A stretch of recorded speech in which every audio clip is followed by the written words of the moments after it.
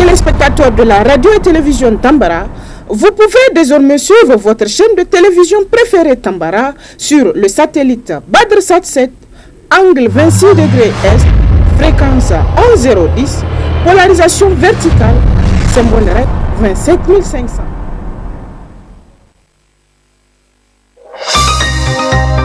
Suivez le journal avec STM Transport Voyageurs. Une nouvelle façon de voyager.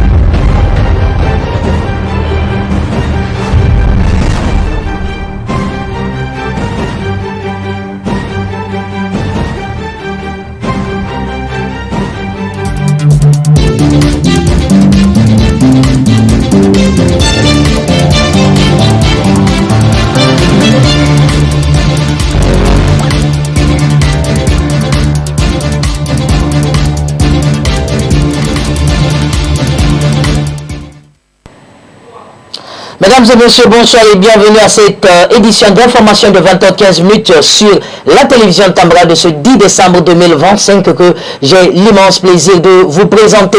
La Fédération nigérienne des producteurs de lait FENIPROLAIT a procédé à l'hôtel Noum de Niamey ce matin au lancement officiel de la marque collective Faire Niger dédiée à la valorisation du lait local placé sous le haut patronage du ministre de l'Agriculture, de l'Élevage. Cette activité marque une étape importante pour renforcer la production, la transformation et la commercialisation du lait nigérien. Lawali Kalin Abdraman et Ibrahim Kantama pour le compte rendu.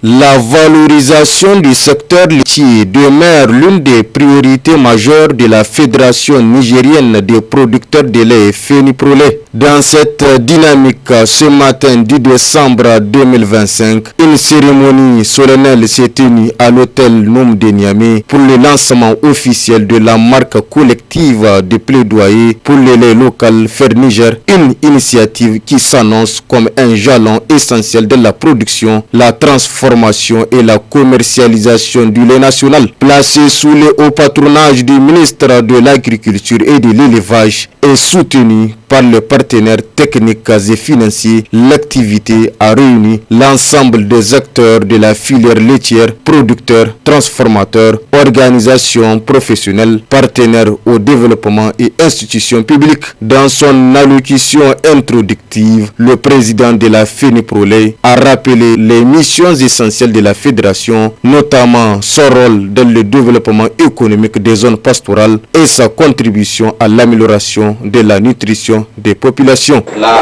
mission de la FENIPROLAIT est de promouvoir et développer la filière lait local, tout garantissant l'augmentation, croissance de sa production laitière sur toute la période de l'année, afin de contribuer à l'atteinte des objectifs de la stratégie nationale bien définie.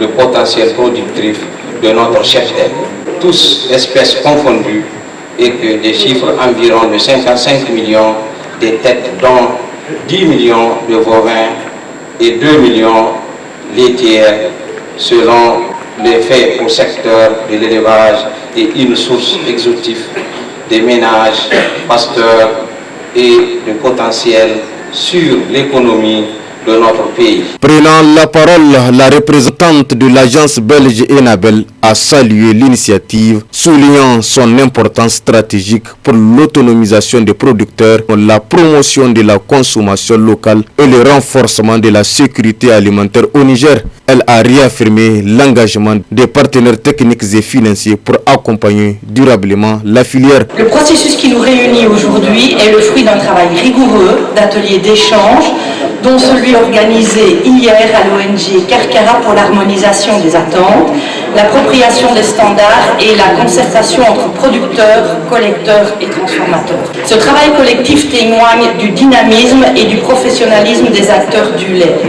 La marque Fer Niger vient renforcer les efforts engagés dans l'initiative Mon lait est local en introduisant des standards de qualité, de traçabilité et de transformation qui permettent de valoriser le savoir-faire nigérien. Pour lancer officiellement la cérémonie, le ministre de l'Agriculture et de l'Élevage a insisté sur la nécessité de renforcer la consommation du lait local qu'il a qualifié de produits authentiques et de patrimoine national. Aujourd'hui, plus que jamais, notre pays répond à l'appel de l'histoire. Un proverbe sangoï dit « Le fleuve de Niger est sa source ». Nous, peuple sahélien, ne renions pas notre identité. C'est un pays d'élevage par excellence, façonné par les savoirs ancestraux de nos communautés pastorales et agro-pasteurs. Depuis des siècles, le lait n'est pas seulement un aliment, il est un symbole de dignité, de partage et de solidarité.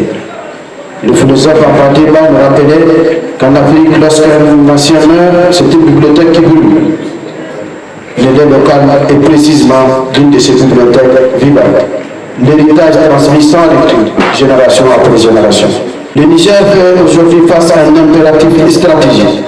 Reprendre la main de ce que nous produisons, ce que nous transformons et ce que nous consommons. L'événement a également offert aux participants l'opportunité de visiter des stands richement garnis de produits laitiers variés, fromage, yaourt, lait pasteurisé, beurre et autres innovations locales. Une vitrine qui témoigne du talent des artisans nigériens et de la diversité des produits issus de la transformation du lait local. Cette activité, riche en échanges et en découvertes, marque un véritable succès et confirme la volonté collective de hisser le lait local au rang des produits stratégiques pour le développement socio-économique du Niger.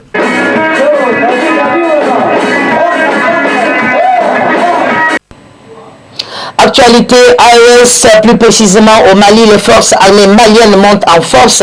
C'est plusieurs équipements militaires de dernière génération qui ont été réceptionnés au profit du génie militaire pour faciliter le mouvement des troupes. ORTM pour le reportage. L'armée malienne continue de renforcer ses capacités opérationnelles, portée par la vision des autorités de la transition déterminées à bâtir un instrument de souveraineté moderne et capable de faire face aux menaces multiformes de la nébuleuse terroriste et de ses alliés. En novembre dernier, un cortège impressionnant d'engins lourds avait déjà traversé Bamako, suscitant l'admiration d'une population venue contempler ces symboles tangibles de la modernisation militaire. Ce premier lot marquait l'arrivée de nouveaux équipements destinés au génie militaire.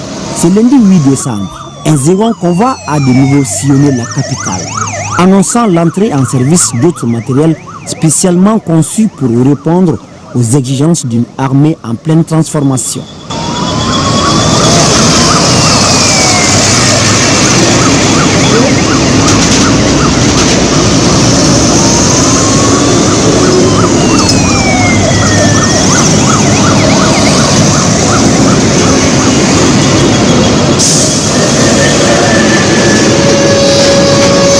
Ces équipements pensés pour soutenir les opérations de combat en facilitant le mouvement des troupes par des travaux de construction comme des démolitions offriront au génie militaire une efficacité accrue.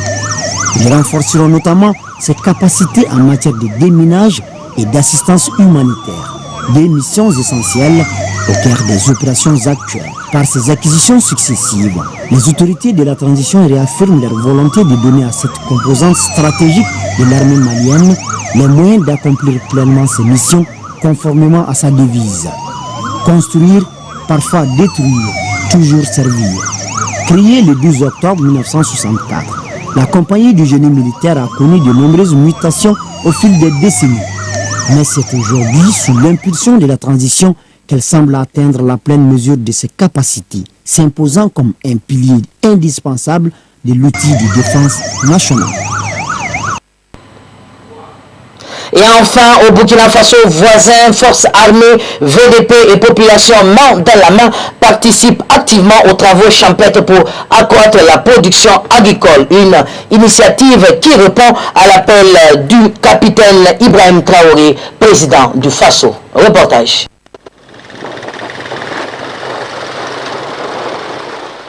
Le champ se trouve dans un village situé à quelques kilomètres de la commune de Bondoki, dans le Bankou.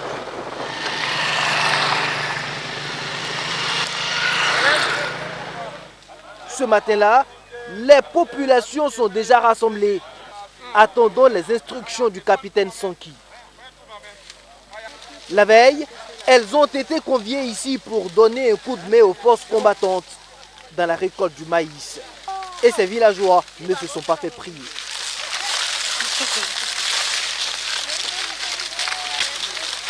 Eh bien, comme vous le voyez, ce champ a été offert au FDS par les populations. 8 hectares. Aujourd'hui, à l'heure de récolte, ces mêmes populations sont venues prêter main forte au FDS pour récolter le maïs. C'est une image assez saisissante qui montre une très bonne collaboration ici entre FDS et population. L'illustration parfaite du lien armée-nation. Femmes, jeunes, vieux et même les personnes en situation de handicap, à l'image de ce sexagénaire, tous décidés à apporter leur contribution. Nous sommes ici pour notre patrie, pour soutenir l'initiative du chef de l'État pour l'autosuffisance alimentaire. C'est une initiative au profit des populations et nous avons donc décidé de l'accompagner. Sur ce périmètre de 8 hectares, il est attendu un rendement d'environ 20 tonnes de maïs. C'est le résultat d'une confiance au beau fixe entre militaires et civils. Ils sont venus auprès de moi pour demander s'il y a une parcelle auprès de moi pour qu'ils puissent nous tenir compagnie. Je dis oui, il y a des parcelles qui restent ici que vous pouvez nous tenir compagnie avec. Ils sont venus auprès de moi, je suis venu les montrer ça, ça les a plu. Ils sont venus, je les ai aidés, on a défriché. Ils m'ont demandé de cesser un tractoriste, il est venu, il a labouré. Et ensemble, on a essayé de chercher des dames, elles sont venues nous aider à s'aimer. Et ça a été bien fait aussi. Sérieusement, je n'arrive pas à parler parce que les mots me manquent. 2 années en arrière, il était peu probable de mener de tels travaux champêtres dans cette partie du pays à cause de l'insécurité. Une grande partie de la trentaine de villages de cette commune avait déguerpi. Cet engagement de l'escadron de sécurité routière et d'intervention ESRI de la gendarmerie dans les activités agricoles est donc favorisé par l'amélioration de la situation sécuritaire dans la zone. C'est vrai que notre mission première, c'est la sécurisation du territoire, mais dans notre zone, la situation sécuritaire est relativement calme. Donc, nos moments libres, en tout cas, nous nous adonnons à ces travaux champêtres. Actuellement, nous sommes dans une situation de résilience, donc tout le monde doit se donner la main. Donc, il n'y a pas une différence entre population civile et PDS. On travaille ensemble depuis fort longtemps, donc ce n'est pas la première fois. Par cette détermination, le capitaine Sanki et ses hommes apportent ainsi leur contribution à cette politique chère au président du Faso, l'atteinte de l'autosuffisance alimentaire. Ces vivres serviront prioritairement à l'alimentation des soldats au front. Mais une partie non négligeable sera destinée aux populations autrefois déplacées. Car après leur réinstallation dans leur village, certaines d'entre elles n'ont plus que vivre. Nous sommes en tout cas au-delà de nos attentes. Et donc cette surproduction peut être orientée en tout cas au reste de la population, surtout les couches sociales les plus défavorisées. Hormis ces champs de maïs, le détachement de gendarmerie de Bondoki a aussi bénéficié de plusieurs autres espaces pour leurs activités agricoles. C'est le cas de cette superficie de 10 hectares sur lesquels a été produit de l'arachide qui a fait place après récolte à l'oseille de Guinée, communément appelée Bissap. Pour chaque besoin de terre, les populations ont toujours répondu présent. Le détachement a assuré sa mission de défense et de protection des populations jusqu'à la saison des pluies. À cette période, le commandant du détachement nous a approchés pour solliciter une portion de terre cultivable. Et il se trouvait que j'en avais aux abords du village et j'ai jugé bon de l'attribuer au détachement pour des productions agricoles.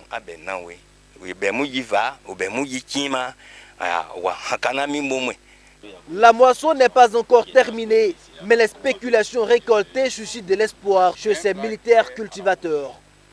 Haricots, arachides, maïs, soja, près de 200 sacs de ces denrées déjà amassés. Messieurs, dames, c'est l'essentiel de l'actualité de ce 10 décembre 2025 sur la télévision Tambra, votre télé de proximité. Que Dieu bénisse l'Alliance des États du Sahel. Au revoir.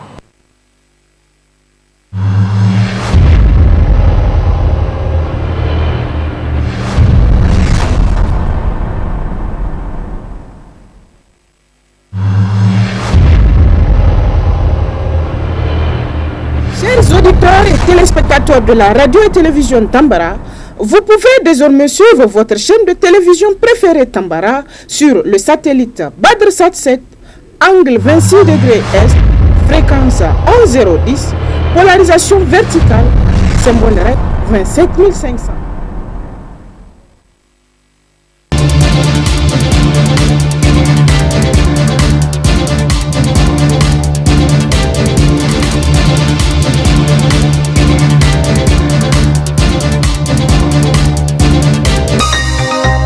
Ce journal vous a été présenté par STM Transport Voyageurs. Une nouvelle façon de voyager.